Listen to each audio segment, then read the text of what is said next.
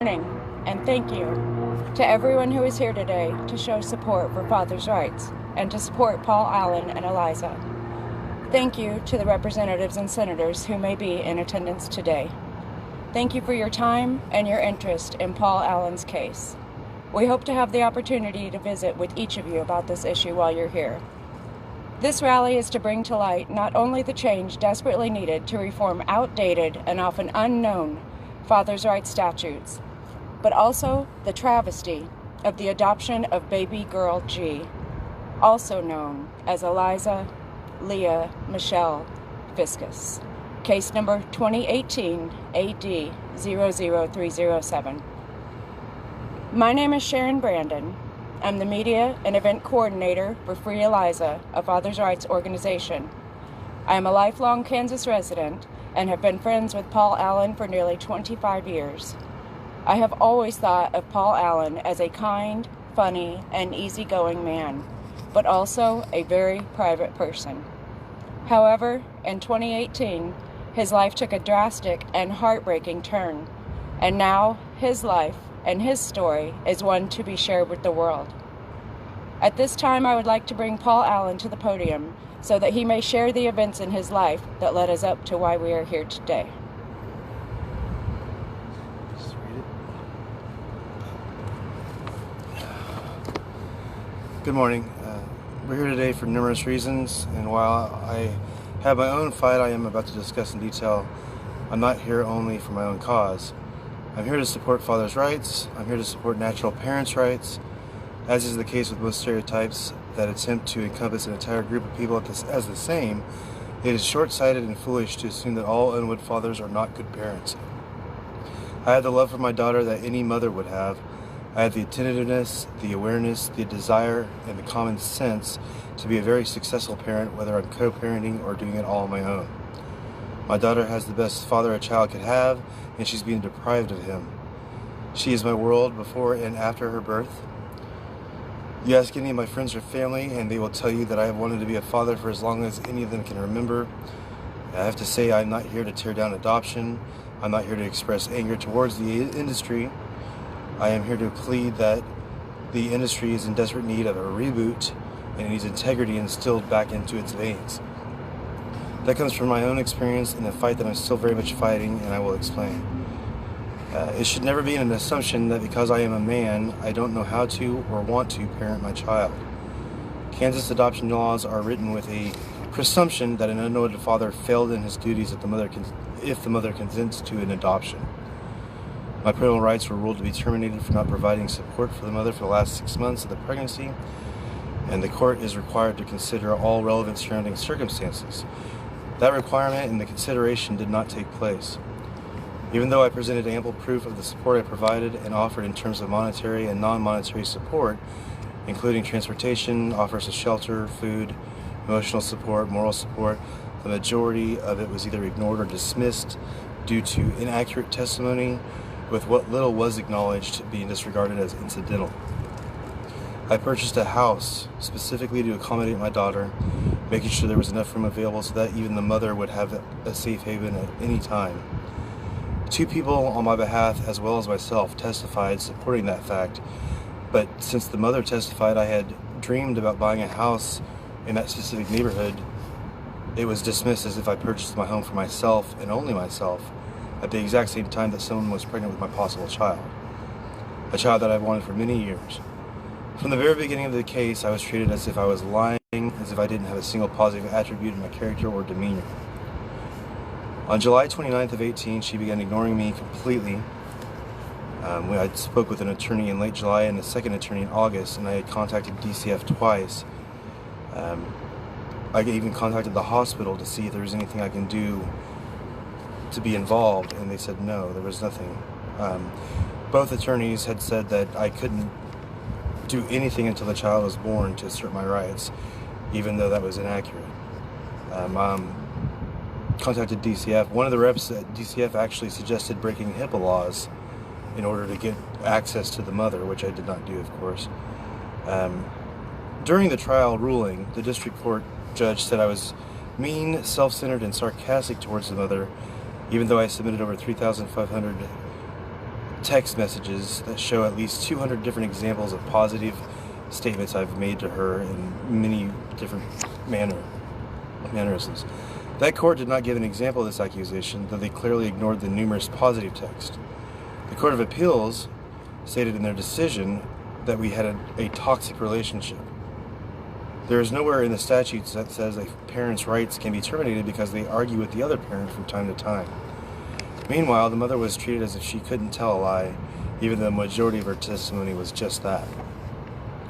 She was never reprimanded because of her manipulation or deceit during the pregnancy, before or after. She was never reprimanded for purposely being induced a week ahead of schedule in an effort to exclude me. And when she ghosted me at the adoption agency's counsel, she was not held accountable for it. I was held accountable for it. Behind the irrational statement that I could have still found her, as if I needed to have a stalking order placed on me to secure my rights. They even said I could have mailed money to her place of work. We only had 2 friends in common at that point, with a third as an acquaintance. She wasn't speaking to either of the 2 friends, and the third person, who didn't really know any of the situation, remained neutral. It is ridiculous to deem her sudden refusal to communicate as somehow my failure. The numerous hurdles placed in front of me after the birth of my child were even more ridiculous. The adoption attorney took posts I made on social media, which were clearly in a light and joking manner, and submitted those as evidence, as if they were somehow indicative of how I would parent my child, or that I'm somehow a bad person. Why their own laws and statutes were either ignored, misinterpreted, or incorrectly applied, common sense was abandoned. I do not have any sort of criminal record. I very clearly wanted my child from day one. I was very clearly prepared during the pregnancy and continued preparing to parent after she was born. Even though I would obviously do anything for my child, such as drive through a blizzard or abandon my car on a highway to make a 4-hour trip on time to spend only a few hours with her in a hotel room, I was abruptly cut off from her. My child's best interest is to be with her natural family. Even though my trial attorney did an amazing job and every single witness's testimony ultimately showed that I was fit to parent and I was not apathetic in any manner, the court's ruling completely ignores the Supreme Court's previous statements that when a natural father assumes his parental responsibilities, the right to raise his child is entitled to constitutional protection. Even after the baby girl P case, in which the Supreme Court stated we do not find it in the statutory scheme a legislative call to make the assertion of parental rights a Herculean task, and the CL case, which cited that very quote, a Herculean task is exactly what was imposed onto me. Those 2 cases also stated the preservation of a father's relationship with his child is the starting point of the termination proceeding, not the finish line that a father must labor to reach. Another bullet point completely ignored by the Sedgwick County probate judge. Not only did I have to jump through numerous hoops based simply on the mother's empty accusations, not only did I have to repeatedly leave my child with strangers after only being allowed visits with her as if I weren't her father, not only was I treated as if I had no right to even be there in the first place, not only were the majority of these positive things I did and was doing ignored, where one little mistake was blown out of proportion as if it were an unforgivable sin. Not only did the adoption attorney utter slander towards my character over and over again while referring incorrectly to events that had no direct connection to the issue at hand, but there was also an extreme lack of decency in ordering my trial attorney's legal fees to be my responsibility after my rights were unjustly terminated. The mother and I had a brief relationship that had ended before the pregnancy was discovered. Still, I was there for the mother the entire pregnancy at the level the circumstances would allow. I wanted my child from the very first moment the possibility of her being mine arose. I should not have to be still fighting for my God-given right to parent her. I was underhandedly betrayed by the mother, whose mental health and fitness in regards of making such a giant and devastating decision have never been questioned. Every step of the way, the adoption agency's attorney has manipulated and twisted the truth to put me in a negative light to the point of absurdity. Repeatedly, he has stated I failed in my duties when anyone who has any knowledge of this case and does not have a financial interest in my rights being terminated disagrees. As I previously mentioned, during the trial there were many incorrect statements made to put me in a negative light that had nothing to do with the case at hand. 3 different professionals, and I do use that quotations around those words, that were employed by the attorney made appalling and false statements to put me in that same negative light. For example, the very first time I was able to see my child, the resource and one of these hired guns were in the same room. That individual stated in a report that no one even requested that I had said I could not do this every day. The resource went along with it, even though any person with any common sense would see that my actions in that statement do not coincide. Another one of these hired guns diagnosed me with a disorder, that I do not exhibit a single trait of the qualifying criteria I have, and then made statements about my future parenting as if that were simply appalling and easily discredited. I shouldn't have to explain to anyone that this person cannot see into the future or know what kind of person I am based on only a few hours of interaction. I had to take this evaluation months after the initial petition determining my rights was submitted, a petition that made sweeping allegations with zero specific facts to back any of them up. After my attorney submitted a bill of particulars demanding to know the exact allegations I would need to defend myself against in a trial, they failed to meet the appropriate deadline for an answer. When I filed a motion to dismiss the case due to this failure, the court simply allowed them even more time to submit an amended petition with facts that were required to have before the first petition was submitted in the first place. One of the amended accusations was that I had somehow abandoned the mother by being self-absorbed, with no proof available to back it up, as if that's something that can happen in the first place. Despite all this, despite the attorney harassing my attorney at every chance, despite him and the resource treating me with a complete lack of respect, despite the long commutes to see my child for only a few hours at a time, despite the feeling in my gut that the court was already completely on their side, I persisted as I persist today. The evidence that I did what I could within reason and in light of the circumstances should have put the ruling overwhelmingly in my favor. Adoption statutes that are to be strictly construed in a favor of maintaining the natural parents' rights, when the consent to adoption would be not required if those rights were terminated. In my fight for my daughter, they were not strictly construed in favor of maintaining my rights.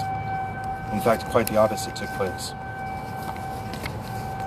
I didn't fail to provide the proper support, and case law states I shouldn't be held accountable for offers not accepted. The Court of Appeals had even admitted in their decision that father made several other offers of financial help the mother did not accept.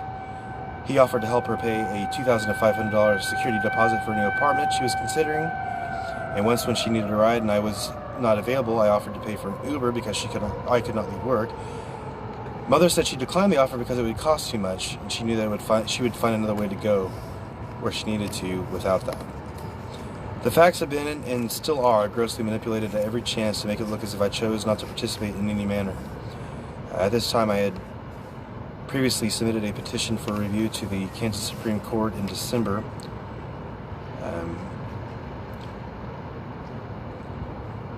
The facts have also been manipulated to make it look as if she was in dire need at any point during her pregnancy. The law states that I am supposed to provide support even when not needed, even though I was constantly checking in on her and about her well-being and was available to offer her anything she needed. It's been stated as if giving her money for her own discretionary spending would somehow have shown my commitment to parenting. I was there for her the entire time, and after she was coached to start ignoring me, my natural response was to back off. And that natural response has been used against me as if I abandoned her in some manner. The attorney has submitted a response to my review, and in this response it appears logic checked out during the first paragraph. He says it doesn't make sense for biological fathers to have their children handed over to them. He argues that biological fathers, not knowing of the statute's vague requirements of an unwanted father's pre-birth, is perfect and doesn't need any amendments. He even says that though I was not found unfit, it doesn't make me magically fit, as if there's a third option. I read this sentence probably a dozen times just to make sure I wasn't missing a word that made it all logical, but I was not. Wrong in that assumption. During all of this, the mother gets to communicate with and see our child, while I have been completely blocked out for no reason at all. As soon as the trial was over, the adoptive resource had blocked me on every social media available, as if I were an intruder, as if I were a stranger. as if I were somehow in the wrong for wanting to parent my child. Based on the exact wording of the statute, a statute I was not even aware of until this case, I satisfied the requirements by my own doing, but was still thwarted by the court system. It felt like from the very beginning that the court was never impartial. It seemed that it had already been determined my rights would be terminated before I even stepped foot inside the courtroom for the first time. Considering how the court took the mother's side despite every single empty attack being shot down, it absolutely calls into question certain parties' integrities and their intentions. They filed a petition for adoption without any facts to back up those allegations, and when we forced their hand, they failed to deliver on time. They were allowed access to all of my finances. They were allowed to intrude any records, mental health, or anything otherwise. And by the time the trial had ended, I had been called everything from a drug addict to a narcissist to someone with a crippling codependent personality disorder, which completely contradicts the previous accusations. When the resource learned how involved I was and how much I loved and wanted my child, they should have removed themselves from the equation with integrity and kept on their search to find a child who truly needed them. Instead, they helped conspire to keep me out of my own child's life, and even worse, to keep her out of mine. They didn't have any problems with attempting to hurt me or attacking me, but that I can handle on my own. However, to know that they have put damage in place for my daughter years ahead of time upsets me immensely. It is a parent's instinct to want to protect, nurture, teach, and love their children. Knowing that if this travesty is allowed to stand, I won't be allowed to be there for her, that I won't be able to perform my duties and fulfill my responsibilities, though very much wanting to do so, it tears me up. Knowing she wouldn't be told the exact truth about what's happened until maybe she's 18 or older is very destructive and concerning. She won't be told she will not be told her father fought for her with everything he had just to have the rug pulled out from underneath him and shut out like a criminal. She won't be told I've spent nearly a year so far crying every single day, missing her every single day. She will most likely be told one thing, and that's that I didn't want her. The selfishness and lack of integrity involved in this case has deeply offended me, as it would offend any parent, as it should offend any parent in attendance today.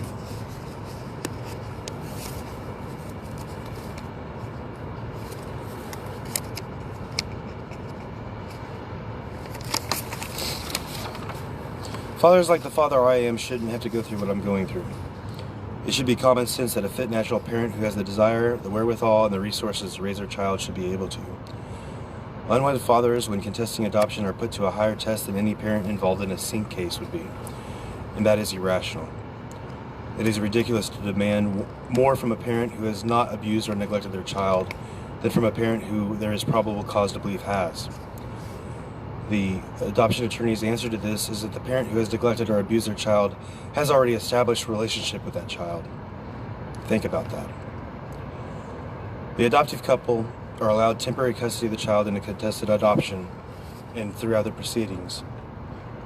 The parent contesting it is only allowed a few hours at a time to be with her or their child. Why is that? I am not a criminal, I am not a monster, but I was treated like one.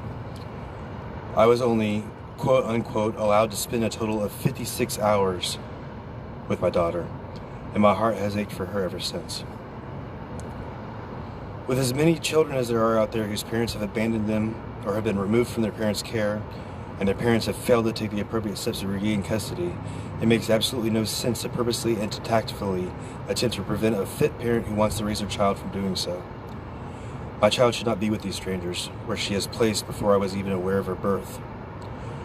The attorney shouldn't be of the mindset to thwart the father who seeks to raise his own child. Unfortunately, what he considers integrity and common sense are not the same as what most people consider those. Adoption attorneys and agencies definitely shouldn't have that control that they have during any contested adoption proceeding, especially with that mindset. This attorney has written in a petition and submitted it to the courts that he thinks it makes no sense to give a child to their natural parent based on biological link alone. That sentence goes against the very Constitution of this country in so many different ways. If a natural parent, which is a wording I dislike immensely, wants to raise their natural child and are not legitimately unfit, it is their God-given right by nature, by the Constitution, and by common sense. Under the circumstances of my situation, I absolutely did not fail to fulfill my pre-birth duties. The District Court and then the Court of Appeals are who have failed. They failed at performing their duty of assuring the law is followed accurately and carried out as it should be. They have failed miserably to do equal right to the poor and to the rich, to serve justice and to serve truth. Instead, they have contradicted themselves in each of their rulings and opinions, ignored facts, affirmed incorrect statements when proof otherwise was available, and even added their own spin to the inaccuracies. Where they should be heroes, they are not. It worries me to think of how many times they have dropped the ball. On March 3rd, it will be a year since I have seen her, been able to hold her, been able to love her. I've missed her first steps. I've missed her first word. And these precious moments have been stolen from me. They have convinced themselves they've done nothing wrong. This is how adoption has been set up. This is how contested adoptions have been set up for a long time. A change is well past due. Fathers are parents too. There is ample evidence in today's world that fathers can be just as successful as parenting as mothers. They can love their children just as much. They can and will do whatever they need to in order to provide for their children. When these laws aren't updated with an appropriate speed to match the constant evolution of society, they have more and more of a chance to cause harm and even destroy the lives of law-abiding, good-natured American citizens. They are laws that go against everything in the Constitution and what it stands for. They have allowed so far for my daughter to be deprived of her very loving father and her very loving natural family on both sides of her father's and mother's. And this cannot stand. They have been allowed to run amok over the state, lying to unwed fathers, breaking unwed fathers, lying and tricking confused and or still heavily medicated mothers into giving up their children and their rights, and simply to make a profit off of their broken hearts. Adoption should be reserved for children who need loving homes. Adoption should not be used to separate children from natural fathers or mothers who are capable and desire to parent their children. Adoption is supposed to be a beautiful thing. It's supposed to be a shining light, a salvation for these children who desperately need it. But unfortunately, these people have made it very ugly. We are here today to have the court advocate for more than just my case. This is about more than just us that are here today. It's about more than even just fathers' rights. It's about equal rights, equal parenting rights, the literal meaning of the word equal. The mothers and fathers are both equally important to a child's upbringing, and neither sex should be demonized as a whole because of poor, selfish decisions made by a few. In closing, I and we as a community have a very important suggestion. The Family Law Advisory Committee recommends changes to the family law in Kansas as legislators review the changes and make updates based on the committee's recommendations. That committee is made up of probate judges who decide these court cases and pro-adoptive family lawyers who only work for the adoptive families. There should definitely be some representation from the community on this committee. Someone who does not stand to benefit financially from allowing adoptions to take place unethically. This has impacted my life immensely, turning it into a nightmare, while my adversaries and complete strangers profit off of that nightmare. I cannot be alone in this. These people who profit off of these adoptions, especially like the ones I'm personally dealing with, should be ashamed of themselves. The mother of my child should be ashamed of herself, no matter how she has irrationally justified this horrid action. I'd like to take this moment to acknowledge all the support I've had throughout all of this, overwhelming support from my friends and my family, from the mother's family, from anyone who has become aware of this and has shown empathy in any manner. I can't find the words to properly describe how grateful I am to each and every one of you. Thank you for being here, and I sincerely appreciate it. Thank you.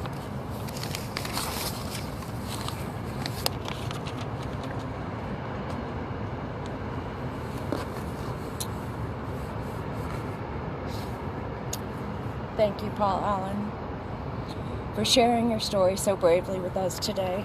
I know this has not been an easy process for you, and it makes me very emotional. I would also like to apologize for mispronouncing Eliza's middle name. It's very cold out here, and I'm going to blame it on the weather. I would like now to share a poem that I wrote about this case, entitled No Consideration. Here we are today at this demonstration. To get to this point took much preparation. Birth fathers raising children, there should be preservation. Being a father to Eliza is Paul's true motivation. With the child's birth mother, there was a separation. She cut off all contact, there was no communication. The way she treated my friend, well, that's pure manipulation. While pregnant, she taunted, "It's not your relation." She induced labor early, no 40-week gestation. Baby Eliza, their child, what a beautiful creation. She gave Eliza to strangers with no reservation. Paul's wishes ignored with no consideration. Can you imagine yourself in this sad situation? Tests proved he was her father. It was pure validation. Now he had to fight the Adoption Association. Greedy lawyers selling babies with no hesitation. They subpoenaed his records, searching for information. Allegations made against him were pure fabrication. An unwed father being unfit, what a terrible classification. This stigma affects millions all across our nation. To say that he'll fail, it's just pure speculation. Awaiting the trial, there was no accommodation. He traveled hundreds of miles for a 2-hour visitation, spending time with his child under full observation. He wasn't a criminal, but he was put on probation. Put yourself in his shoes. Can you imagine the frustration? On pins and needles while courts made determinations. False testimony given with untrue implications. When he heard the verdict, total devastation. Terminating his rights with pure annihilation. Losing Eliza was not his expectation. The pain wrecking his heart, what a horrible sensation. For Paul's legal rights, they had no consideration. Paul wants his child. Can't you sense his desperation? Of his parental rights, there should be a restoration. We have hope for the future with new representation. Laws are written for a reason, not for your interpretation. At this time, I would like to invite our next speaker to the podium, Mr. Andy Daniels.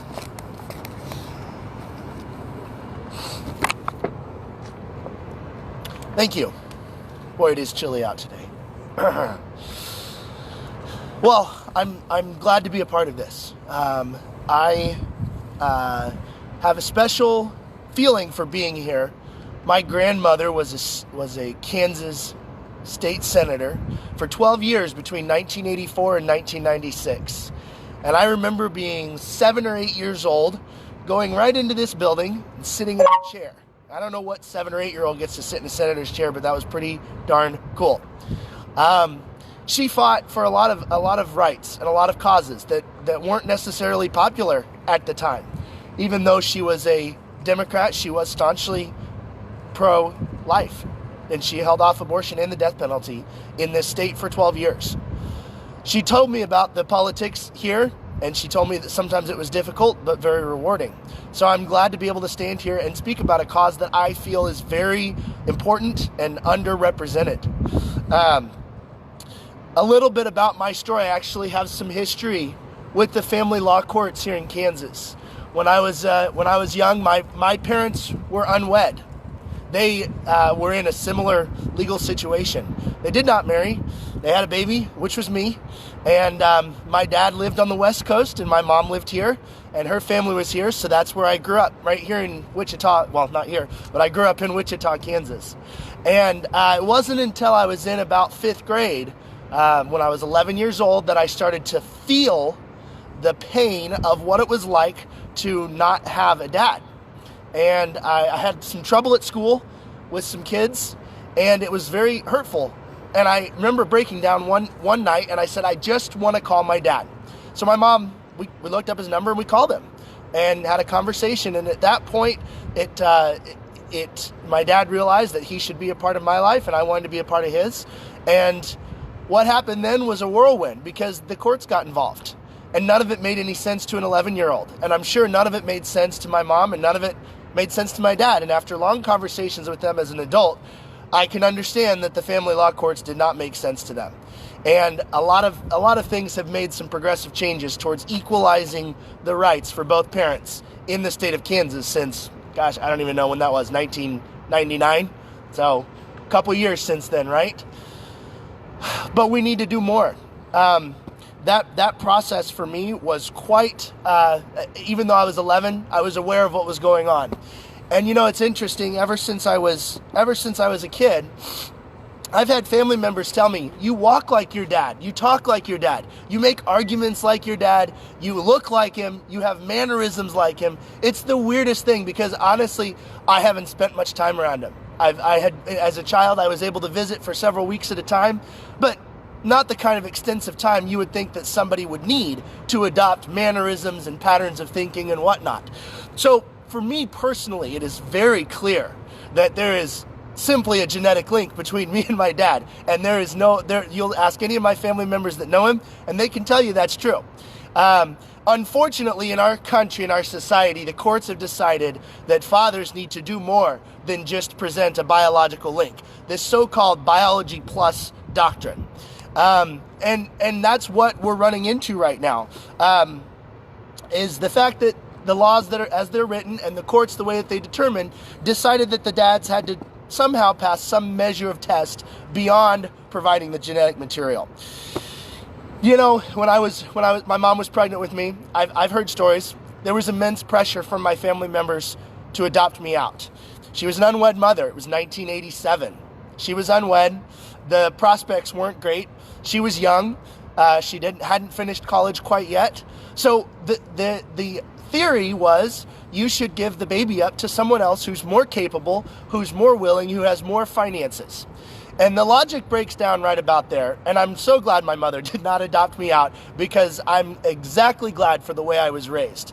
And I'm sure there are lots of stories of adoptions that are very successful and that it was the right thing to do. However, I'm glad for the decision that was made. I do recognize the pressure that was there. And that pressure is coordinated and mounted in the adoption industry. And it's very carefully constructed between all of the parties. And it's all held together by a veil of secrecy. No one is allowed to know what goes on behind closed doors. Everything is secret for the protection of who? The mothers? The fathers? Definitely not. The babies? Maybe, but not really. Most adoptees want to know about their history and about their family when they grow up. Not even before then. When they're teenagers, they'd like to know. You know, you have a middle school project. Oh, tell us about your family history. Yeah, what are you going to do, right? And so anyways, the pressure to adopt was there with my mother, and she declined. She was able to escape that pressure. But I know of several mothers right now, today, in this state, who are under pressure by the adoption industry. And this is sometimes overt pressure, and sometimes it's implied pressure. If you give a mother a bunch of grocery gift cards as a social worker working for an adoption agency, and you give her a bunch of grocery gift cards, do you really think that there's not a sense of obligation created? If you start giving her rides to doctor's appointments and you start being her friend and being available to her all the time, is there not a sense of obligation created? And sure, maybe it's good, maybe it's not, but let's think about the dynamic here. You have a couple who has had a chance to amass wealth. They haven't had kids. I've got 5 kids at home. I know it's expensive, right? We didn't have kids, dang, I'd be rolling in it. But the couple comes to the adoption agency and says, we want a baby. Tell me that that's not how it happens. They say, we want a baby. The adoption agency says, well, this is how much a baby costs. And if we look at the economics and the supply and demand, if there were only 18,000 private adoptions that actually were approved in 2017, according to the Donaldson Institute for Adoption, but there are over 1 million families waiting to adopt, you tell me who gets to buy and sell at that point. The adoption agency needs to make their clients happy. There is enormous financial pressure at every level, and it all bears down on the mothers and fathers. And usually, as we see in Paul's case, the fathers aren't even allowed to be involved. So you have a mother who feels like she has no resources. You have a mother who feels like it's one of her only options. You have a trend of no abortion in this country, and this is not this rally for that, but look at all the factors. The mother says, my only choice is adoption. I have no resources. I don't know if I can get a job. I don't know if I can get a house. My family members don't want me to have this baby. What else is she going to do? She's going to go to the adoption agency, to the social worker that's become her friend. And the stories that I've found of mothers who are not even 12 hours post-birth, which is the limit in Kansas, if you can imagine that, such a short time frame. And they are getting coerced, they're getting cornered. The lawyers are coming in and saying, you must sign these papers. We will charge you with criminal charges if you go back on your word. Could you imagine? So you put them in an untenable position, and then you lock down the process because of permanency. And you want to say, well, the babies need to have permanent homes. But you allow unethical practices, you allow coercion, you allow lawyers like Martin Bauer to construct a complete framework to shuffle children between states. He has agencies in Colorado, Utah, Oklahoma, Kansas, Georgia, and he can shuffle the babies and the prospective parents in between any of those states. Not one, it would take an army of lawyers to untangle something like that. And I hope that the Kansas legislature can step up and say that Kansas is not a state for buying and selling babies. Kansas is a state that will find a home for children, but not a children for homes. Learning about adoption, I can tell that there's a very rosy picture painted by the adoption industry. And I am not anti-adoption, but if you go to any adoption agency website, I challenge anyone here listening, I challenge you to go to adoption agency website, go to the section for prospective parents who want to give their children up, and compare that to the language of the section for prospective parents who want to adopt. You will see grave differences. For example, on one site that I found, for the natural mothers, as we're not allowed to call them anymore, we're supposed to call them birth mothers, it protects the adoptive parents' feelings. I might be being hard about this, but somebody has to say, wake up, there's some very wrong things being done here, and even though a lot of it is right, to do it this way is not the right way to do it. I don't want to raise children in a society where it's okay to steal children from parents who want them. To complain that dads, oh, we don't have fathers in this country. Where are the dads? Where are they? Why won't they step up? And then when you have someone like Paul step up and say, I want to be a father to this child, you block him at every turn. So which is it, America? Do you want fathers or not? Because if you do, change the laws and make it easier for fathers to step up and be fathers. Look at the other side, though. Look at the side of the birth parents versus the adoptive parents. They will tell the adoptive parents that open adoptions are encouraged but not required. They'll tell the birth parents, though, that they can have an open adoption plan, and they'll make it sound like you can actually have an open adoption that's enforceable, when in reality, most states don't honor open adoption contracts in the slightest. If a birth mother or father had an open adoption and they wanted to enforce that, they would be out of luck, and they would usually find that out once it's too late. Where we should be at is we should be providing support and resources for mothers and fathers who feel like they don't have an option, who feel like their only choice is adoption, abortion, or abandonment. Those are not the only three options. There are plenty of services in this country. There are plenty of people. There are plenty of organizations. And there are plenty of ways that these parents can get support.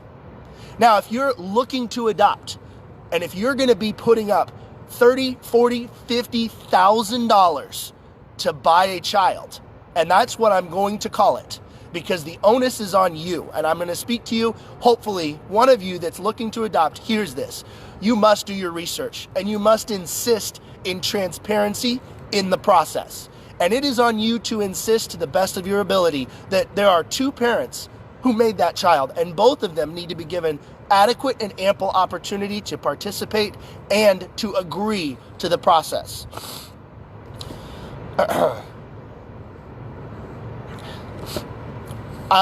Just a little bit about the specific case that got me involved. First off, I am so proud of Paul for standing up here and doing what he's doing.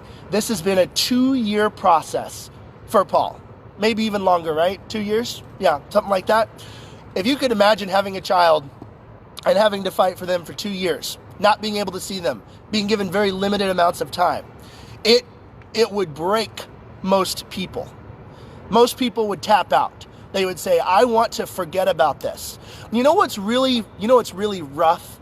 What's rough is that it's almost like somebody who's performed over 3,500 adoption cases and only lost 22 contested adoptions in their career. It's almost like they understand how emotionally intense this is for the parents, and they know that if you can just wear them down long enough, the parents want to tap out. Most parents wouldn't be able to sit there and watch and be able to have their hands tied and do nothing. I think it's a totally natural response to want to say, I give up, I'm going to put this behind me, I'm going to disconnect from this. And then they turn around and fault them and say, well, where are these parents later? Well, I'll tell you what, you traumatized the hell out of them, and now they're trying to move on from it. That's what happened. But I'm really proud of Paul for sticking with this and taking this to the top, because the record's going to show at every level that he was not going to stop. And when Eliza is 18, when she's 19, and she goes to look at the record, there's not going to be anything that anyone can say that's going to make it different. And so the people in her life are going to have to be held accountable at some point. The case that brought me and Paul together is in Wichita, and it was about a year later from when Paul's case started. Now, in this case, it was an 18-year-old man, and his girlfriend who was 18, almost the exact similar situation. They were on and off again.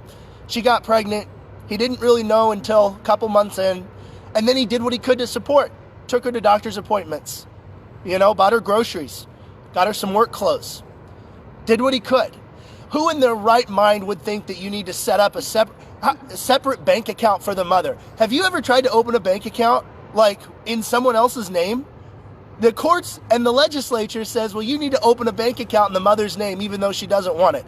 Okay, Joe Schmo, let me go open a bank account in your name. What bank is, hey, Mr. Banker, I want to go open an account. No, I'm not that person. No, I'm not related to them. No, I'm not married to them, but I'm going to open a bank account in their name. I'm pretty sure that's illegal according to the Patriot Act. So the courts are literally expecting fathers to do illegal things in order to keep in contact with the mothers. It's insanity. No one in their right mind would think that as a father, when you know that you have a child that's being gestated, that you have to do more, that you have to do like a way high bar more. But that's what's required. That's what's been asked of Paul. That's what's been asked of this other case that brought me and him involved. You're expected to pay exorbitant amounts of money. You're expected to meet a level of fitness that I don't think anyone can actually figure out what it takes to be a father that wins a contested adoption case.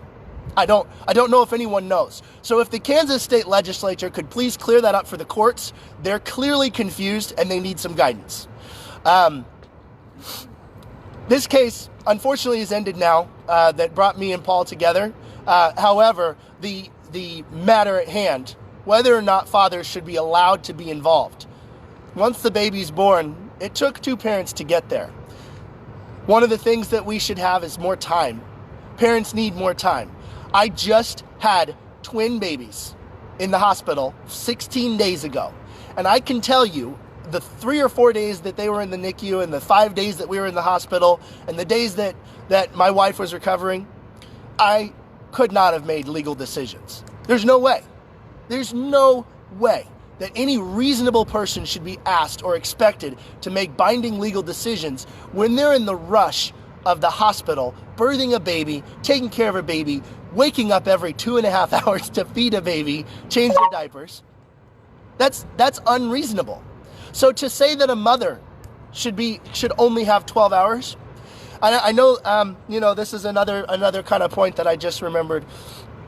A lot of people seem to think that the mother has a chance in Kansas to reverse her decision. However, the relinquishment in Kansas is permanent and final unless she can prove beyond a shadow of a reasonable doubt, with clear and convincing evidence, which is the highest legal standard, that she was coerced. So pretty much no mother has ever been able to prove that she was fraudulently coerced into an adoption. That's never possible. It hasn't happened yet. So best of luck on that. If you guys can change that, that'd be great as well. But it's amazing to think about. Those of you that have had children and you've been through that process and been in the hospital with your kids, you barely have time to figure out if you're putting the right name on the birth certificate, right? To sign a permanent legal document, if you had an epidural, it doesn't even wear off for 12 hours. Like, you might still be under the influence when you're signing those documents. And we've had reports and hearsay, basically, of lawyers going in and making mothers sign the documents while the baby's still fresh out of the womb.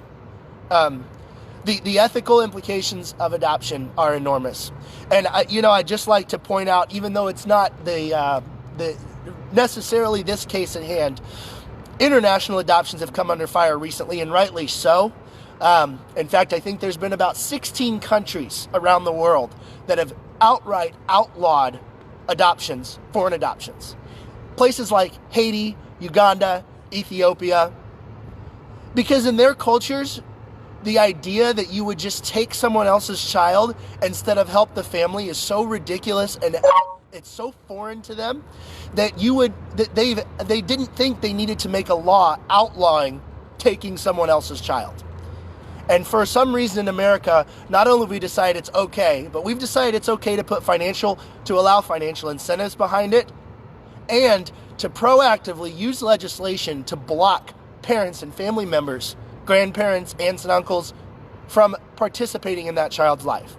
I will tell you, if you go around the world, places like Haiti, India, Uganda, they have a culture that says we will come around as a community and we will invest in this child's life. If you're an aunt, an uncle, a brother, a sister, a cousin, you can participate in this child's life. So I would almost say, if you want to adopt privately, why don't you just adopt the family? Adopt the mother that's struggling, the dad that wants to get a job. Become a part of their life instead of taking something from them. Do that as the adoptive. Don't spend your $50,000 on lawyers. Spend it on the family that needs help. I'm pretty passionate about this. I'm very sad about the way the case went down that brought me and Paul together. But I'm very hopeful for Paul's case.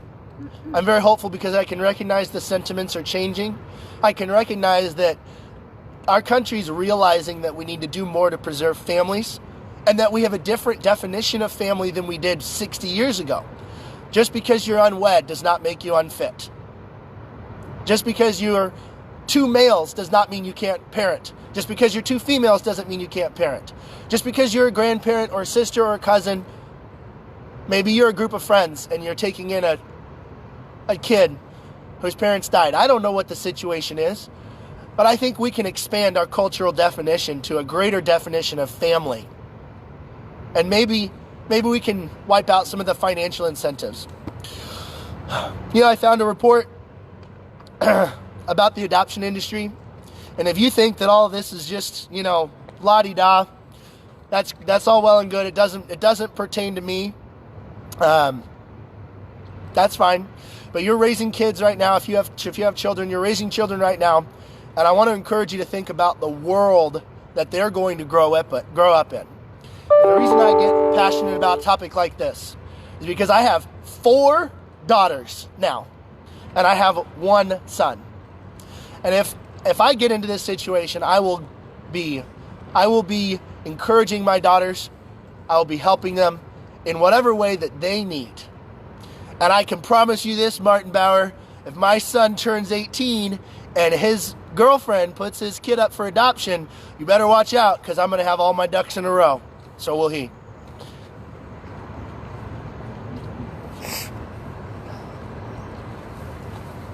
Sorry. Upset about it.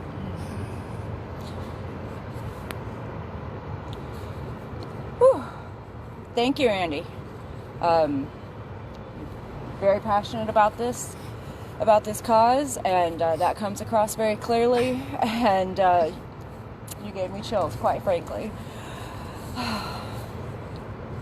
We truly appreciate you taking the time to come here today to speak on behalf of fathers' rights and coerced adoptions, which is definitely something we're all passionate about. At this time, I would like to tell the story of Paul Allen and AG and how this case came to be. Whew. Prior to 2018, Paul Allen was a single man, never married, with no children. Although he has always wanted a child, this life-changing event had not transpired for him just yet. For some time, Paul Allen resided in an apartment, maintaining his own expenses, responsible only for himself. He spent his free time playing guitar and singing in a local Wichita band. There came a time, however, when it was decided his mother and grandmother would reside with him, so they all rented a home together. Paul Allen had hopes of owning his own home someday, but that time had not yet come in his life either. He was working full-time for an insurance company and had a second part-time job as a delivery driver at a local Pizza Hut. It was there that he met a woman with the initials of AG. Paul Allen and AG began casually dating in September of 2017. They had essentially an on-again, off-again type of relationship through January of 2018. During one of these on-again time frames, January 1st, 2018 to be precise, Eliza was conceived. Paul Allen had heard rumors amongst coworkers and friends that AG was pregnant. When inquiring with AG about the possibility of her being pregnant through text messages, their main form of communication, it was finally confirmed on February 14th that yes, she was indeed pregnant. In January, however, he discovered that AG had been intimate with at least one other man during the week the child was conceived.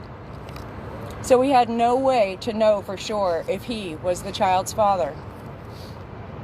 Still, he moved forward with the presumption that he was going to be a father, especially after the mother had a sonogram in early March and declared on March 14th that Paul Allen was definitely the baby's father.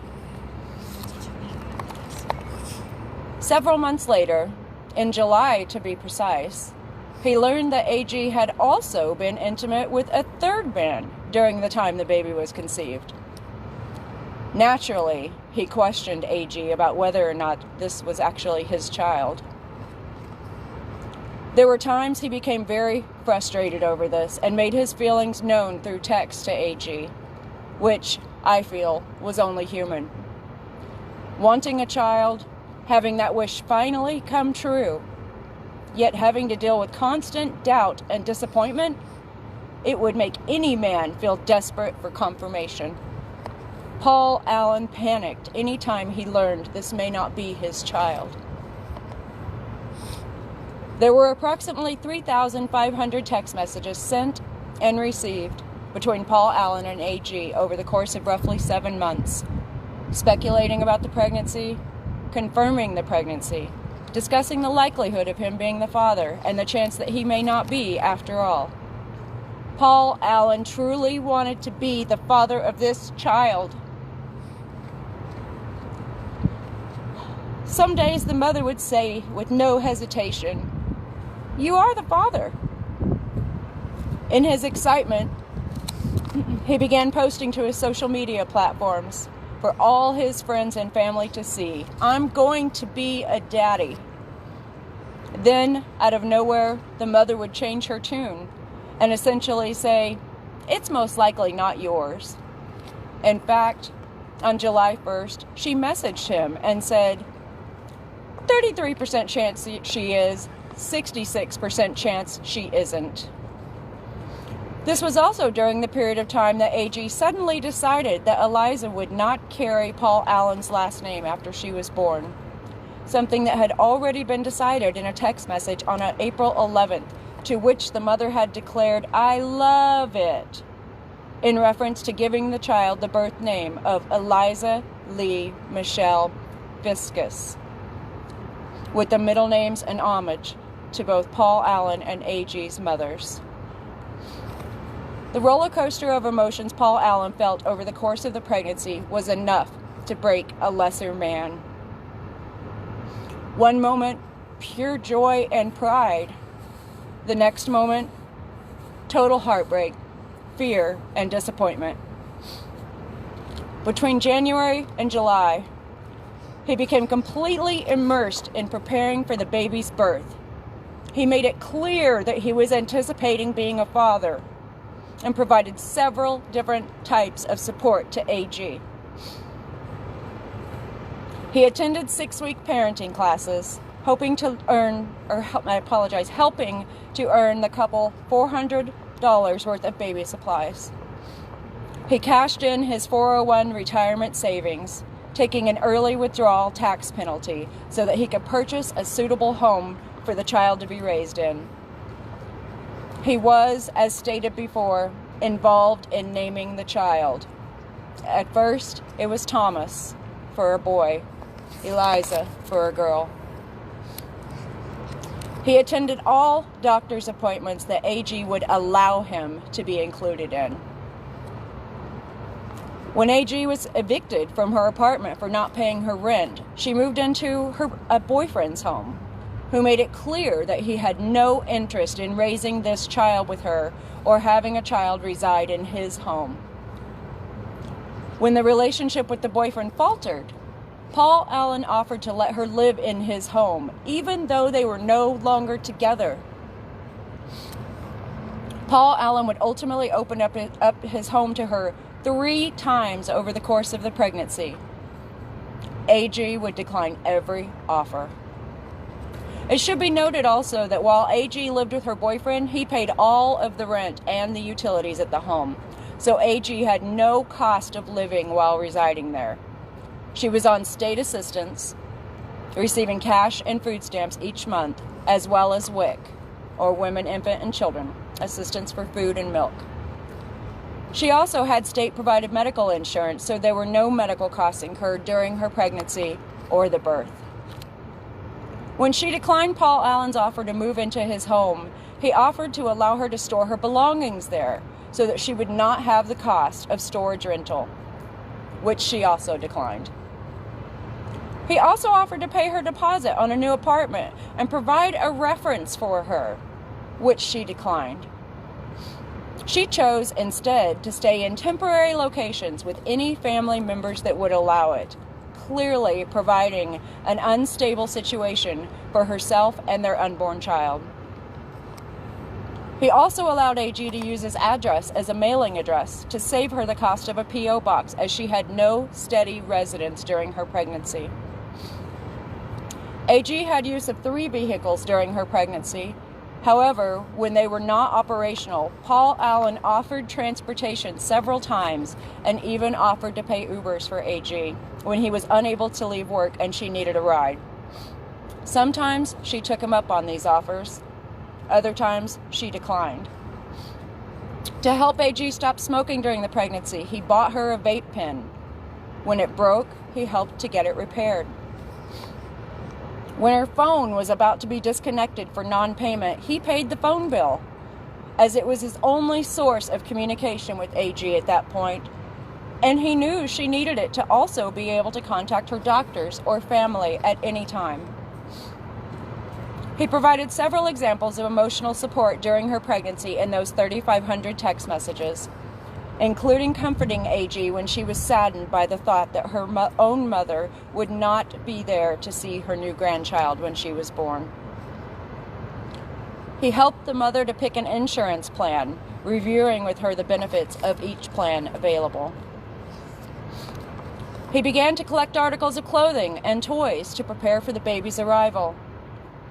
They also discussed the ways in which they would co-parent baby Eliza, how they would spend their time separately and together with the child. In March, after being told the child was definitely his, Paul Allen discussed with AG the importance of putting everything in writing, the decisions that they had made together to protect and assert his natural and legal rights to his child. The mother, at that point, decided that it would be okay if it made him more comfortable. They discussed an upcoming sonogram and a possible gender reveal party, with Paul Allen clearly advising the mother that he wanted to be present at the sonogram to learn if the child was a boy or a girl. The mother responds, "Definitely." Paul Allen tells her, "You know, I'm already so ecstatic about this kid, it would break my heart if they were wrong." She replies, "I know, they'd have to be really dumb to be wrong though, going off the sonogram." They soon learn that the baby is going to be a girl. On April 5th, she texts, "We've got a lot of stuff to work through emotionally, but we can do it. We have to do it. We don't have a choice." This is during the time frame that they have decided on naming the child Eliza Lee Michelle Fiscus, and the baby has already lovingly earned the nickname Elm, based on her initials. A week later, April 12th, AG is texting Paul Allen, assuring him what a good dad he is going to be. It is during this month that arrangements are made for the parenting classes that they will attend together. As the pregnancy progressed, however, things began to change unexpectedly. By the end of April, the 29th to be exact, AG sends Paul Allen several texts admonishing him for wanting to speak to a lawyer and put some type of protection in place to assert his parental rights. She advises, "I'm not particularly fond of you speaking to a lawyer by yourself." She shames him for wanting to put the baby on his insurance when it's born. She advises him that for the good first year of her life, Eliza won't be going anywhere without her, or without her knowing explicitly where she is. She tells him she's annoyed by him, and he's stressing her out, always wanting to talk about the baby and lawyers and agreements. Fast forward to June 2018. Paul Allen tries to discuss getting a permanent parenting plan in place with AG. In an effort to appease the mother, he states it should be done very soon after she's born, but not in a fashion that stresses either of them out. He advises that he's done some reading on the topic, but doesn't want to consult a professional without AG present now. Her response is that she doesn't want to worry about that until Eliza being anywhere without her is even an option. She says there's no point in worrying about that right now. The more you bring it up, the more you stress me out. It has definitely become clear to Paul Allen that he is not the one making decisions for this child's life any longer. AG is in full control. However, he tells her, "I'd rather have something in place as soon as possible. It's important for Eliza's sake that we discuss it with a professional at some point." AG responds with, keyword, "at some point." I'm not getting anything in order that says you can have her without me before she's ready, because I don't want you taking her without me before she's ready. Please stop bringing it up. A few texts later, she says, "I do not plan on keeping her from you, so please stop trying to rush me into something I'm not ready to talk about." Paul Allen asks her to please respect how important this is for the both of them and for Eliza, and assures her they can work it out where it works for both of them. Unfortunately, in July of 2018, it's clear that Paul Allen is being phased out of the picture, and his thoughts and wishes are no longer being considered. On July 1st, AG texts him and says, "I decided I would rather her have my last name," as well as, "You want me to change my tune? I can. You want me to not even tell you when she's born? You want me to not even put you on the birth certificate so you actually do have to spend a ton of money to prove she's yours? These are all things I could do, but I don't." She follows that cold text up with, "I will still let you know when the next doctor's appointment is. I'm not going to just shut you out. I want her to have my last name, though." Paul Allen replies and says, "You're trying to push me out. This is equal. We agreed. Her name has been the same for months now." AG responds with, "What if she's not even yours and she has your last name? Because remember, that's still a possibility. So why should she have your last name if we don't even know she's yours? Paul Allen reminds her, I just bought a house with my main intention to accommodate my daughter that I don't even know is 100% mine. And I'm not saying that to make you look bad. I'm saying that is the effort that I have put in. Don't say I haven't put in any effort. I ask you constantly if you need something. She responds, and I've told you 100 times, I do not need nor want anything from you. She follows that up with another text stating, I will never forgive myself if she's not yours, and you've been so excited. Spent money on things for her, told everyone, and then if she's not, that's not a hurt I want to put you through, and I think I'm scared of the what if. He replies, I'm going to be devastated, and I will have to defend you, even in that dark time. I know you didn't do it on purpose, and if she's not mine, I'll just put those thoughts towards the future for when we do the DNA test. And I'm going to do what's right for now, which is plan to be a father. This takes us to July 25th, 2018. AG sends Paul Allen a text where she states, Paul, I'm in no place to even have a child right now.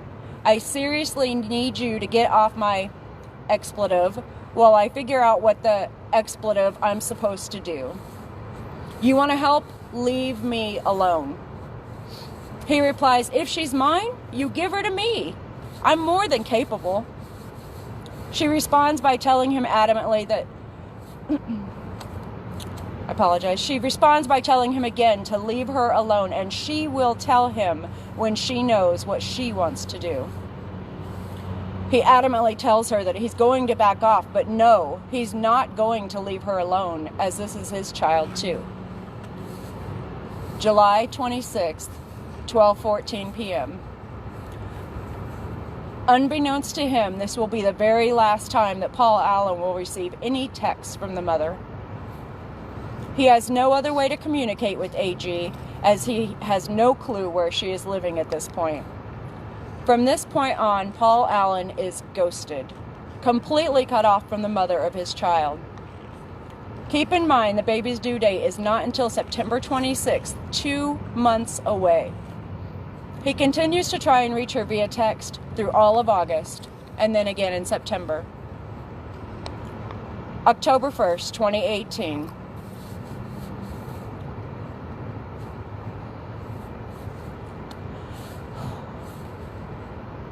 Paul Allen, having heard nothing from the mother, sends one final haunting text. It reads simply, "Have your child yet?" There is no response. On October 4th,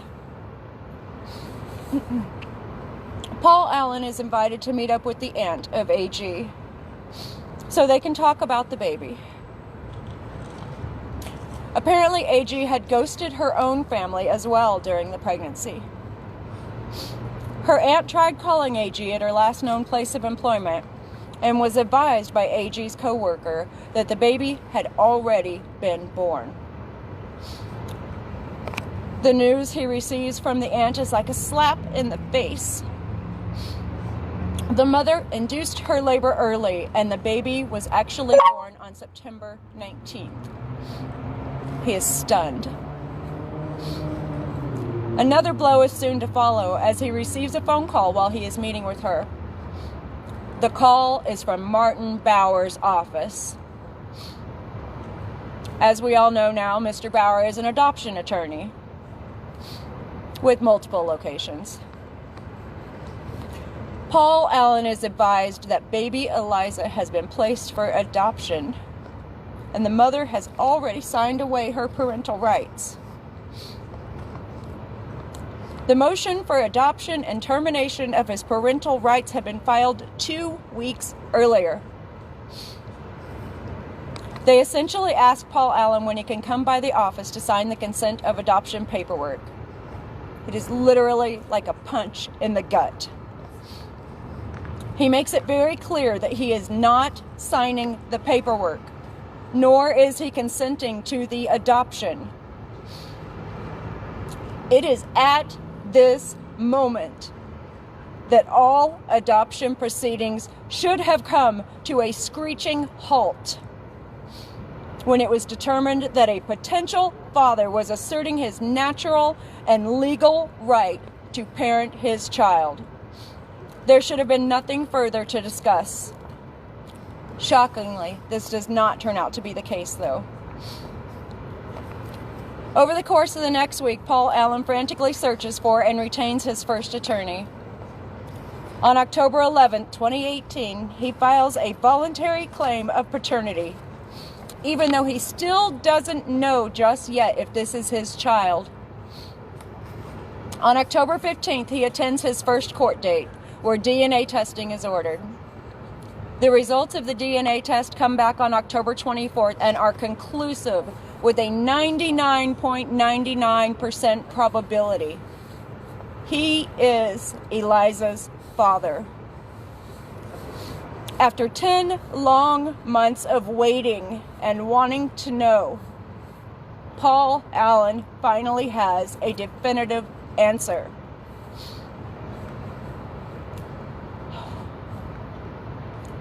On November 17, 2018, the moment he has been waiting for 11 months now, finally arrives.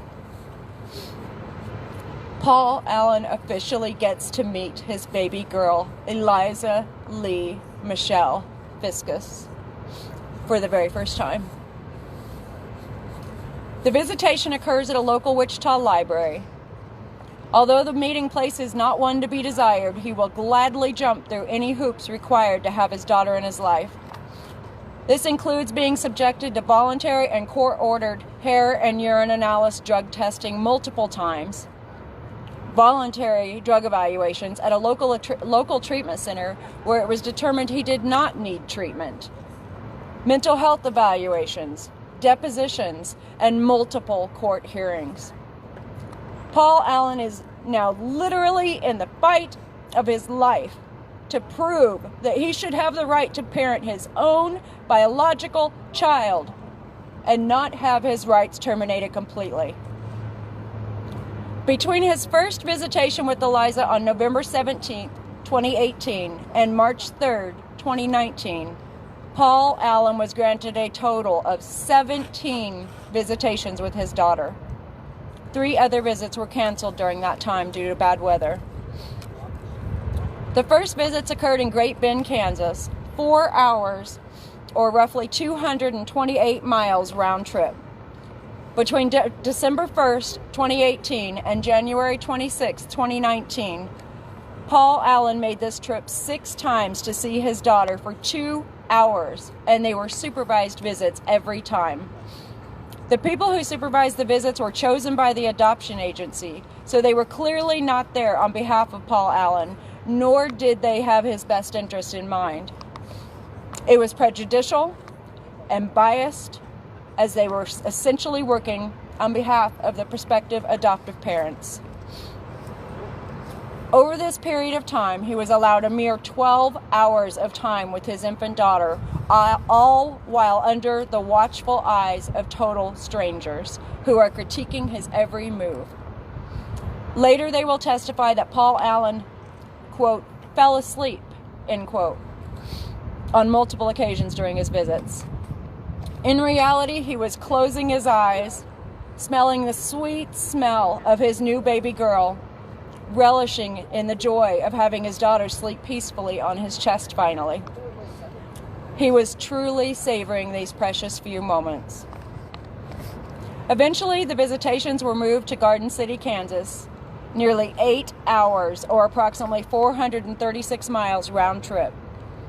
He was now allowed to see his daughter for 4 hours on Saturday and 4 hours on Sunday, and finally, the visits became unsupervised. There was a total of 5 visits in Garden City for a grand total of 20 hours spent with Eliza between February 2nd and March 3rd, 2019.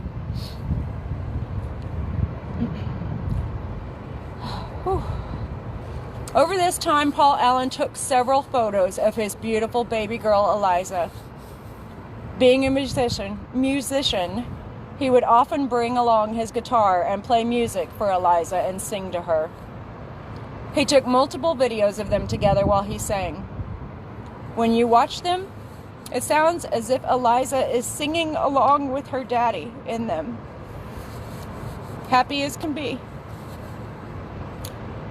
Little did Paul Allen know at this time, these precious photos and videos would be all he would have to remember Eliza by.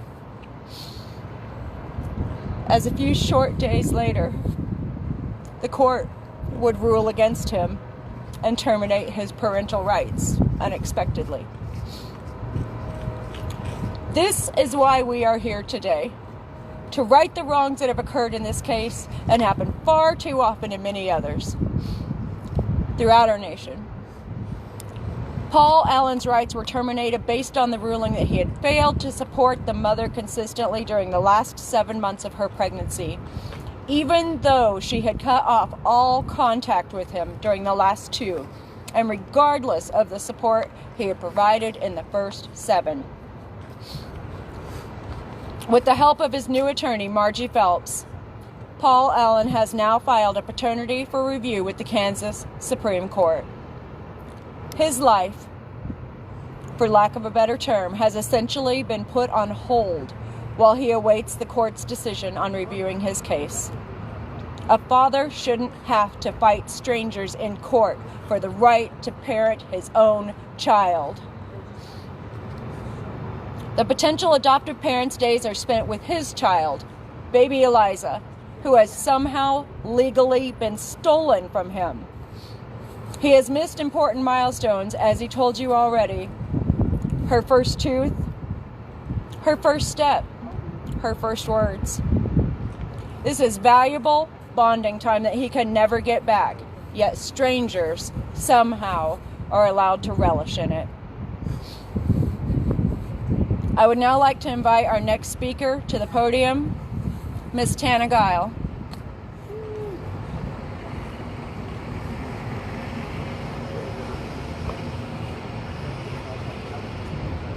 Hi, I'm Tana, and I am the aunt of AG, and also the aunt of Eliza.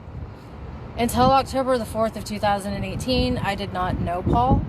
I had only heard things about Paul from the mother of the baby. The things that I was hearing about him were not all positive, but one thing that I did consistently hear about him was that he did want to be a father to the baby, and that she didn't have any intentions of keeping him out of the baby's life if the baby were his.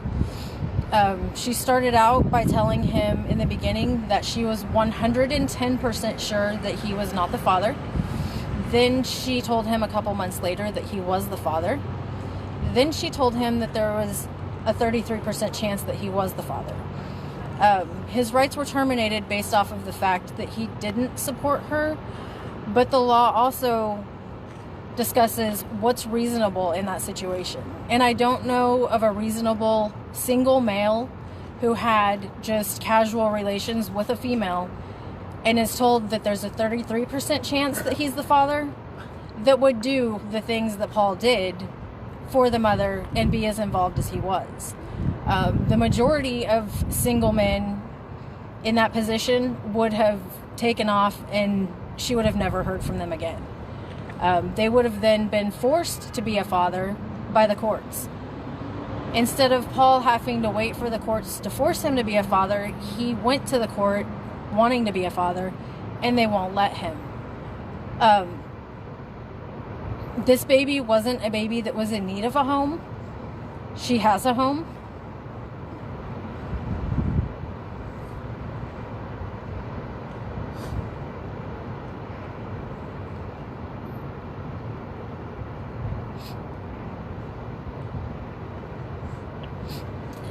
She's a family.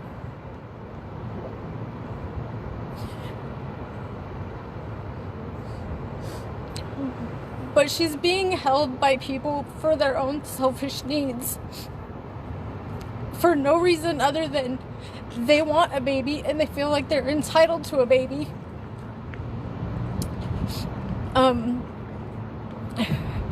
They received grant money from Catholic Charities to help pay for the adoption.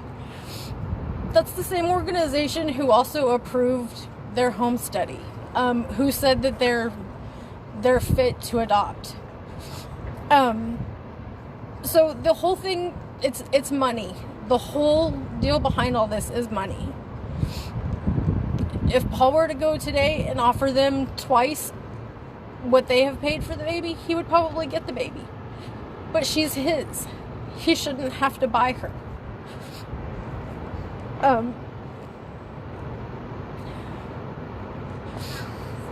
Babies are not supposed to be taken from their family. This baby understands biological ties.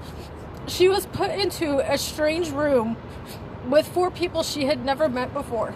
The 4 people who spent 4 hours being in her face, because that was the only 4 hours we got with her. She didn't cry one time. She didn't cry until she had to go back with the adoptive family, because she knew that whole time that she was with her family.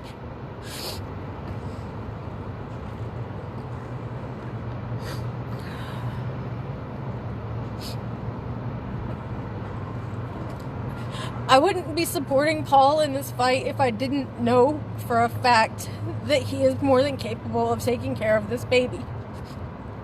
If I had any doubt, I wouldn't be supporting this.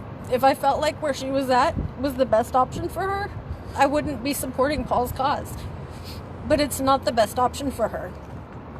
She's gonna hear someday that her father wanted her, that she had a family that wanted her, and that she was kept from that for people's own selfish needs. She's going to resent those people. Who wants to raise a child for 18 years knowing that when that child turns 18, she's going to do nothing but resent them and likely not want anything to do with them after that? Children want to be with their family. Children don't care who has more money. They want their family.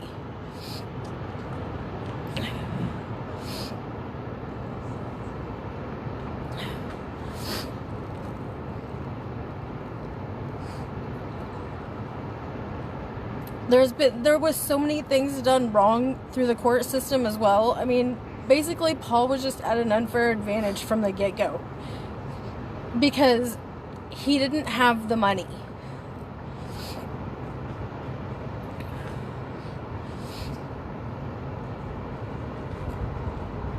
Thank you.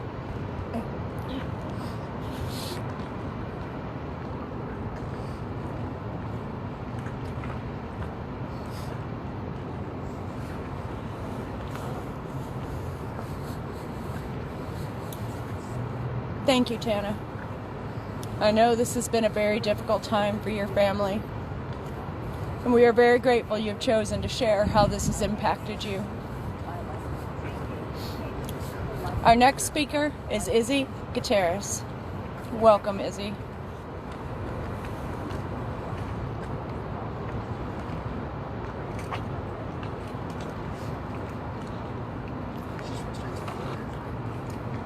My speech is kind of short.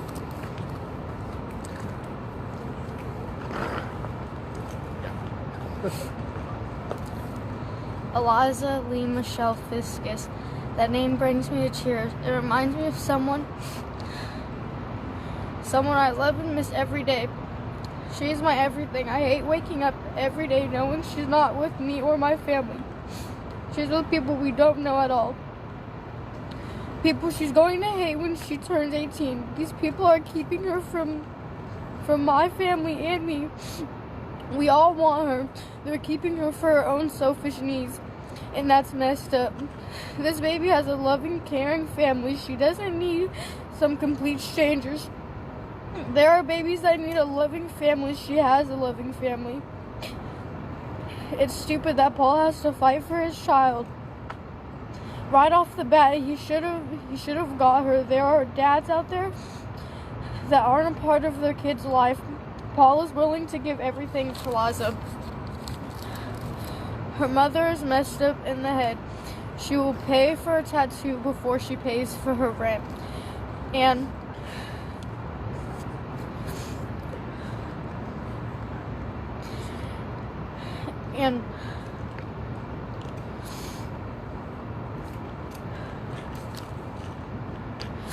she got her name tattooed on her and said, "Forever in my heart and on my mind, now forever on my arm." If she's on your mind so much, why would you give her up? Her mom was my best friend. I loved her, but she hurt me and she doesn't care. I just want my cousin back.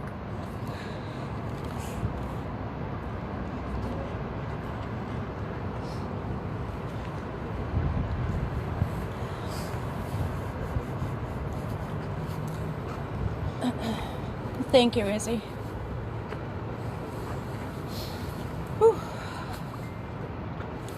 Most people are not aware that the state of Kansas statutes require that a father support a mother with monetary or non-monetary support for the last 7 consecutive months of their pregnancy, or they relinquish their rights to their child.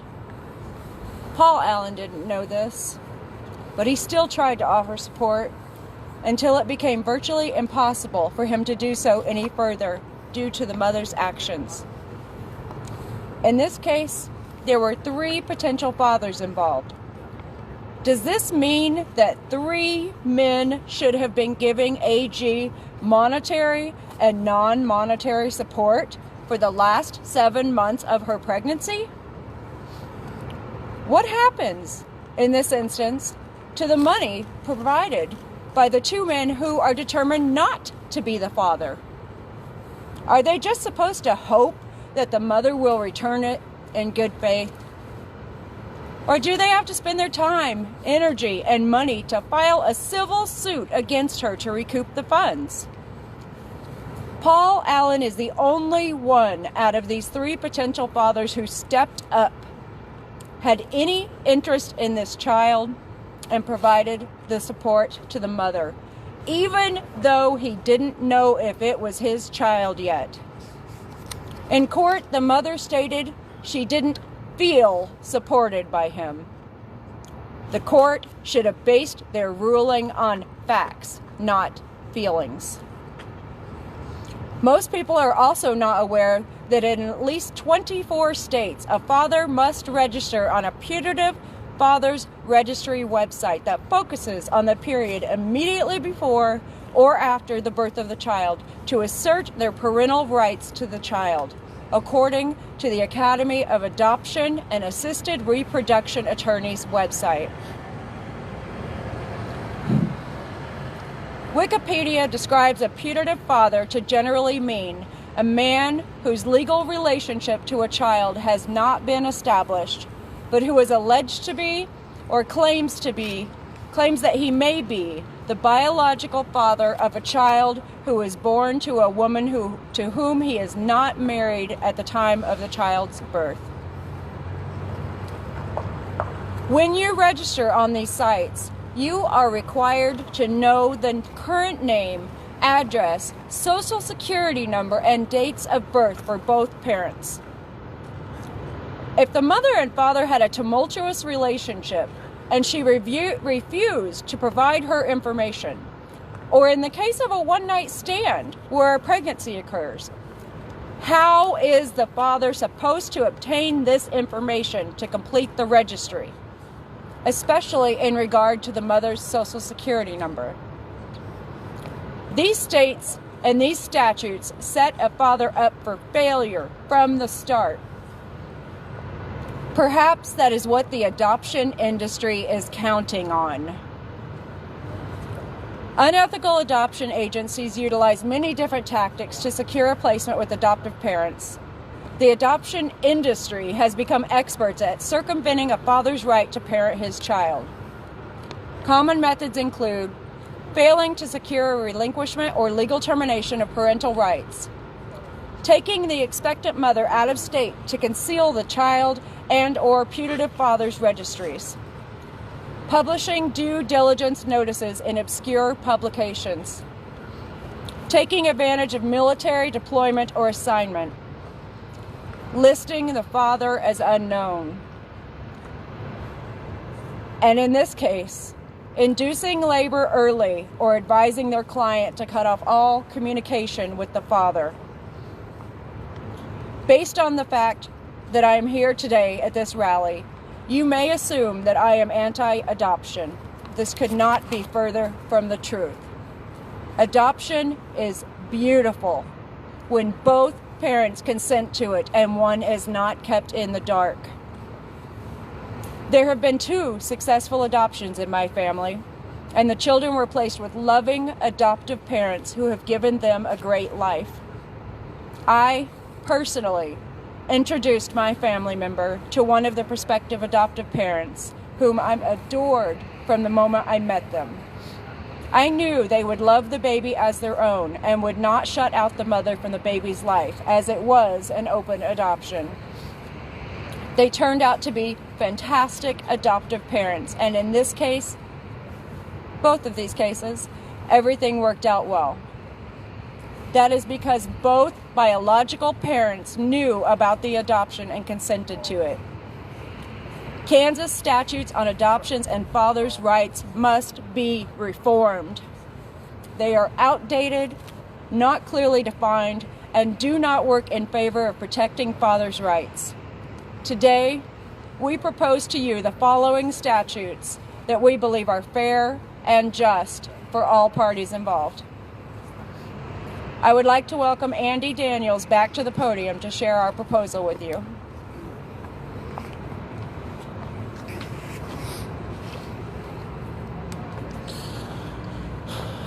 Thank you.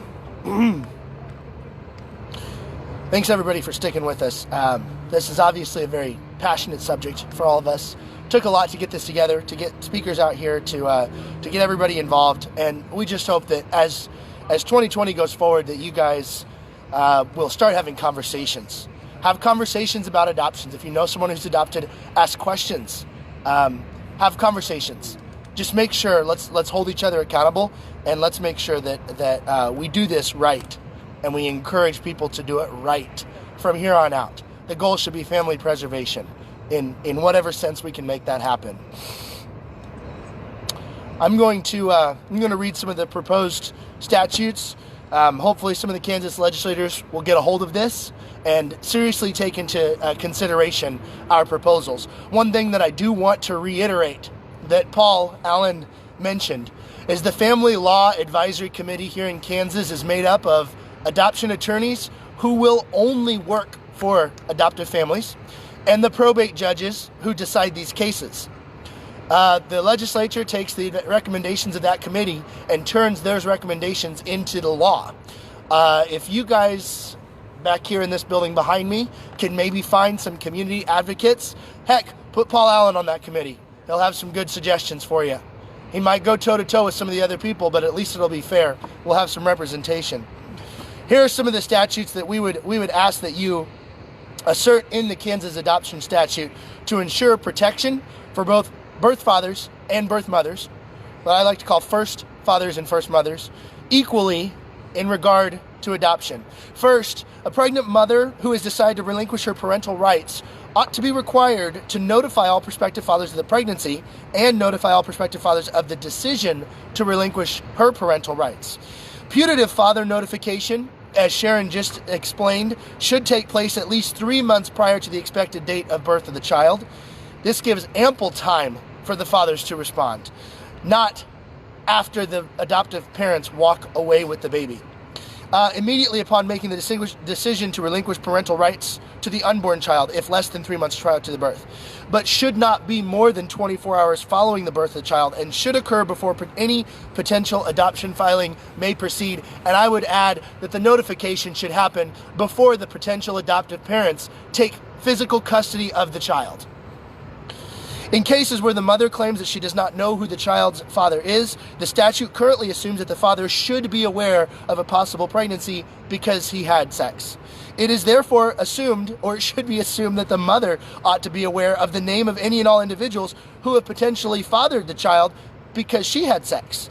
For the purpose of this statute, it should be assumed that the mother and father are equally responsible for the pregnancy and all ramifications or notifications thereof. Failure to inform the unborn father's child of the pregnancy and or the impending adoption of his unborn child within the aforementioned time frame should be grounds for immediate termination of any impending adoption proceeding unless the father consents to the adoption proceeding after the fact. Do you see what we're getting at, guys? You shouldn't let strangers come and take the baby away before everybody's had a chance to be notified and agree. Prior to the physical birth of the child, the law provides protections for the right of a pregnant woman to terminate a pregnancy. However, the moment the mother delivers the child, the father's right to parent the child should be immediately protected as well. The law provides constitutional protections for the right of a father to parent his child. It is rightly assumed that the father is equally and fully capable of parenting his child. The mother's decision to relinquish her rights should not infringe upon the father's parental rights, which should remain fully intact. And remember, currently, if a mother relinquishes her rights and gives the baby up to the adoption agency, the father then is presumed to have no rights until his day in court, which may be months later, including physical custody rights. If the mother chooses to relinquish her parental rights following the birth of the child, the father is fully within his right to choose to keep and parent the child. Under no circumstance shall it be assumed that the father has no interest in parenting the child purely because the mother has not decided to parent the child. Guys, this is the cultural legacy of unwed fathers. You might buy into the narrative that fathers don't want to be involved.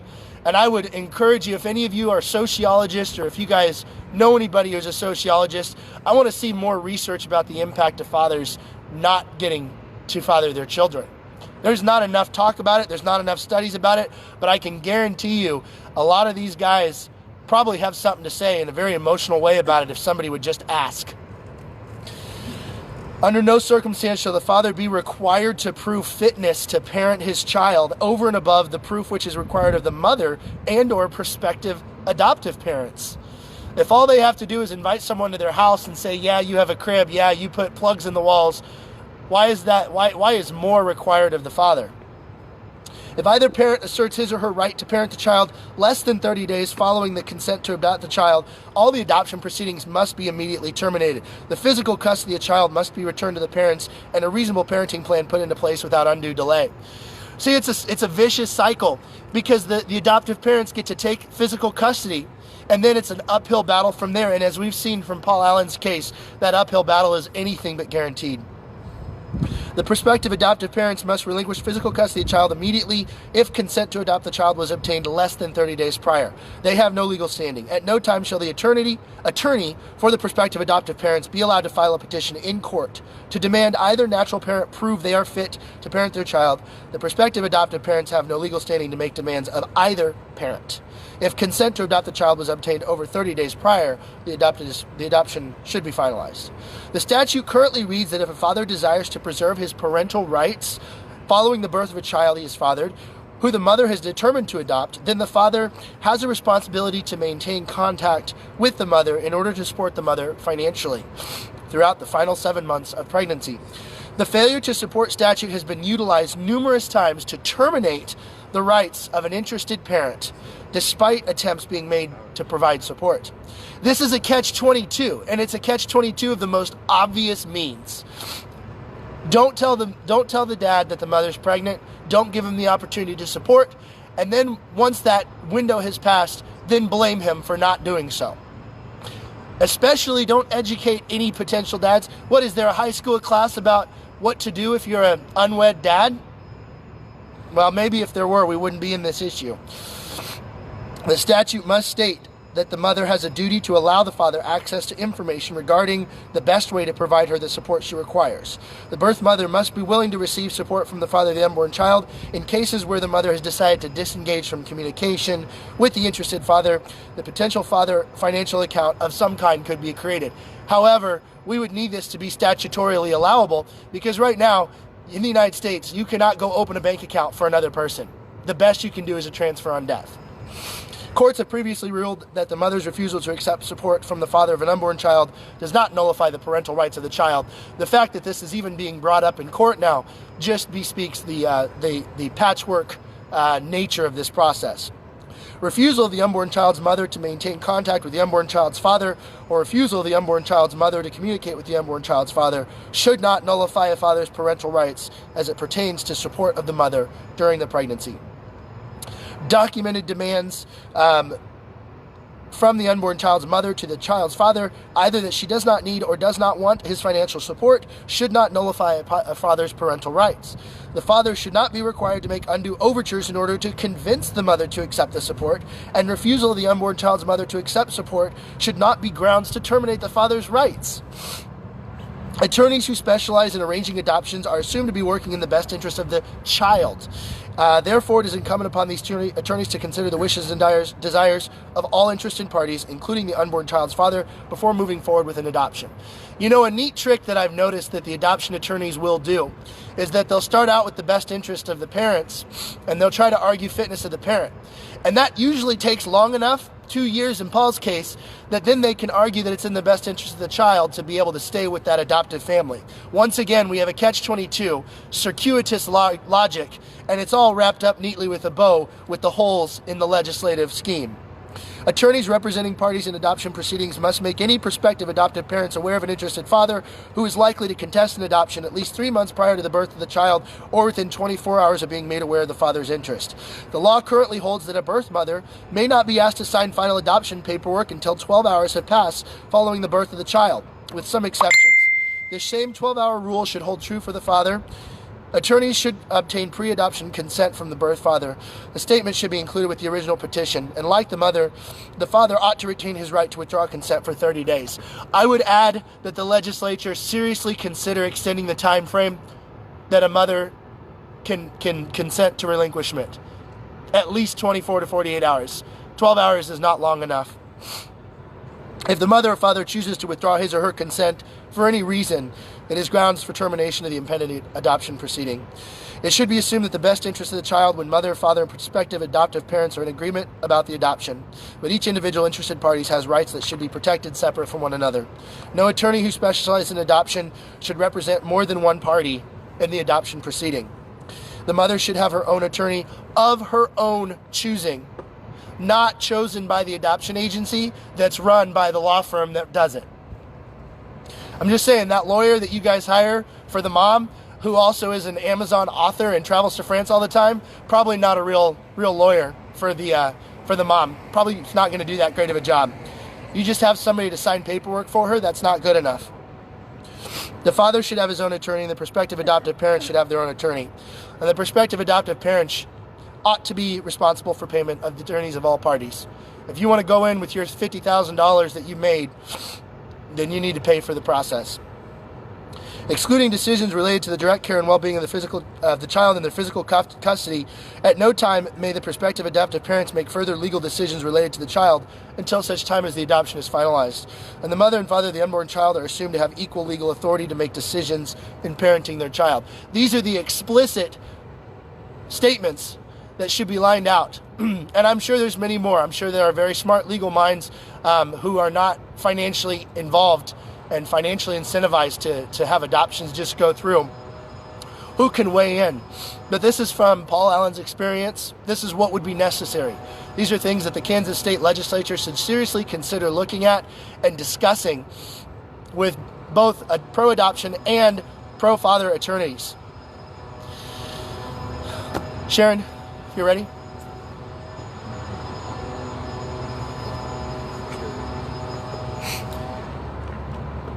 Thank you, Andy. In conclusion, we would like to say thank you to everyone for your time today and for attending our rally for Free Eliza, a father's rights organization. We sincerely hope that our voices have been heard today and that change will occur in the laws